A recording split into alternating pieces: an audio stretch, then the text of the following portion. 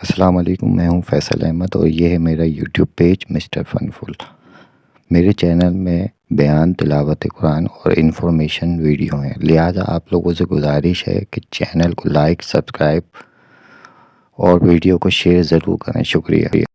بہلول دانا کے واقعے سے مجھے یاد آ گئی، میں بیان کر رہا تھا کہ وہ مکان بنا رہے تھے تو بادشاہ کا گزر ہوا، تو اس نے کہا کیا بنا رہے ہو؟ اس نے کہا جنت میں محلات بنا رہا ہوں، جنت میں محلات بنا رہا ہوں، پیلسز ان جنہ، ہم بلڈنگ پیلسز ان جنہ۔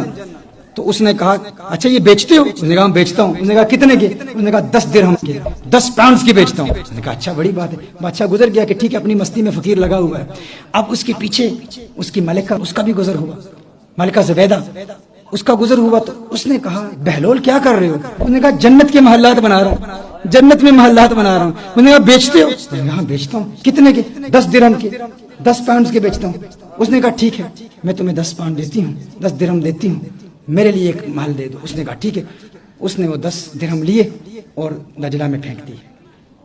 فقیر ایسے ہی ہوتے ہیں اللہ والے، ان کو پیسے سے کوئی تعلق تو نہیں ہوتا، یہ تو ایک بہانہ ہی ہے کسی کو ٹیسٹ کرنا، اس کا امتحان لینا۔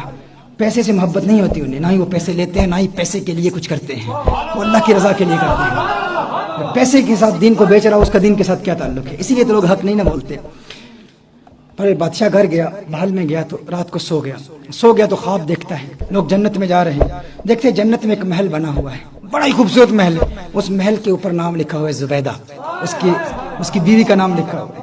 جاتا ہے فوراً، دربان روک لیتا ہے۔ اس نے کہا کہاں جا رہے ہو؟ اس نے کہا میری بیوی ملکہ ہے، اس کا محل۔ اس نے کہا نہیں، وہ دنیا کے معاملات اور ہیں، دنیا میں بیوی کے گھر میں مرد خامن جا سکتا ہے، وہ کہہ سکتا ہے کہ تیرا نہیں ہے میرا ہے، جو میرا ہے وہ تیرا ہے۔ آخرت کے سودے مختلف ہیں، آخرت میں جانے کی اجازت نہیں ہے، یہ اسی کو ملتا ہے جو اس کی قیمت ادا کرتا ہے۔ آنکھ کھلتی ہے، جاگتا ہے، بیوی سے کہتا ہے تو نے کوئی ایسی نیکی کی ہے، کوئی عمل کیا ہے؟ میں نے تیرے لیے بڑے خوبصورت خواب دیکھی ہے، تجھے بڑے بلند مقام پر دیکھا۔ اس نے کہا میری تو ایسی کوئی نیکی نہیں ہے، معمولات کے مطابق جو نیکیاں ہیں وہی ہیں، اور کوئی نیکی نہیں۔ ہاں ایک بات یاد ہے کہ کل دجلہ کے کنارے وہ بہلول نہیں ہے مجذوب فقیر، وہ جسے لوگ پاگل دیوانہ کہتے ہیں، وہ بیٹھا ہوا محلات بنا رہا تھا، اور مجھے اس نے کہا، میں نے کہا کیا بنا رہے ہو؟ اس نے کہا جنت میں محل بنا رہا ہوں۔ تو میں نے کہا بیچتے ہو؟ اس نے کہا بیچتا ہوں۔ تو میں نے 10 درہم اس کو دے دیا۔ اس نے کہا ارے میں بے وقوف نادان، وہ مجھے بھی بیچ رہا تھا لیکن میں نے اسے فقیر سمجھا، کاش کہ آج بھی وہ بیچ رہا ہو۔ بادشاہ نے کہا، ارادہ کر لیا کہ اب میں جاؤں گا، کاش کہ وہ فقیر اپنی اسی موج اور مستی میں ہو، اسی دیوانگی میں ہو۔ وہاں جاتا ہے اور اتفاق سے بہلول دانا وہی موجود ہے، وہ وہی کام کر رہا ہے، وہی بنا رہا ہے، محلات بنا رہا ہے۔